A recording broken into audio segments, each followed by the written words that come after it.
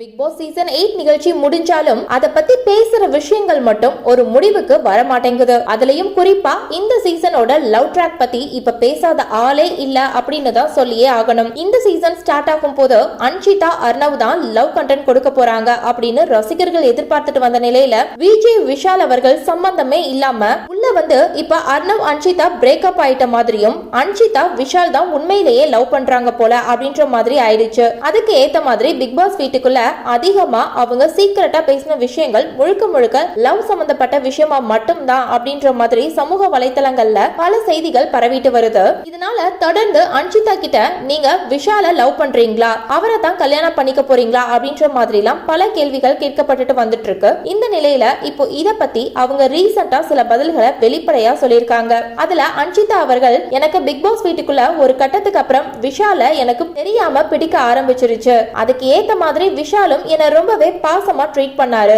அந்த மாதிரி எல்லாம் என்ன இது வரைக்கும் யாருமே பார்த்ததே இல்ல.